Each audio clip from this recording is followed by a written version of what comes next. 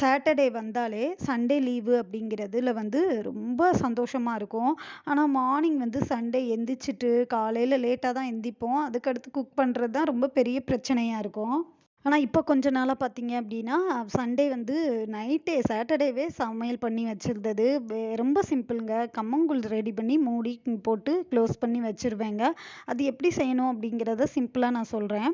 நல்லா தண்ணிய கொதிக்க வச்சிரணுங்க. கொதிக்க வச்சுட்டு, அதில வந்து பழைய சாதத்த கொஞ்சம் புழிஞ்சு போட்டுருங்க. புழிஞ்சு போட்டுட்டு, கம்பு மாவு இருக்குது இல்லையா? அத நல்லா கரைச்சு வச்சுருங்க.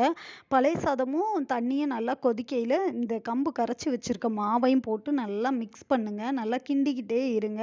மிக்ஸ் பண்ணிட்டு நல்லா கொதி வந்து ஒரு கெட்டியான பதத்துக்கு வரையில சால்ட்டையும் போட்டு மிக்ஸ் பண்ணிட்டு, க்ளோஸ் பண்ணி வச்சுருங்க.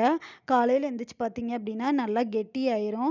இதில வந்து பார்த்தீங்க அப்படின்னா, கொஞ்சமா மோர் விட்டுக்கோங்க. சின்ன வெங்காயம் குட்டி குட்டியா பச்சை மிளகாய் கட் பண்ணி, நல்லா மிக்ஸ் பண்ணிட்டு குடிச்சீங்க அப்படின்னா, செம்ம டேஸ்ட்டா இருக்குங்க. ஆல்ரெடி ஒரு வீடியோல கம்மங்கூழ் எப்படி ரெடி பண்ணணும் அப்படிங்கிறத நான் போட்டிருக்கேன். செக் பண்ணி வேணுனா நீங்க பாருங்க. ஷார்ட்ஸ்ல தான் போட்டிருக்கிறேங்க.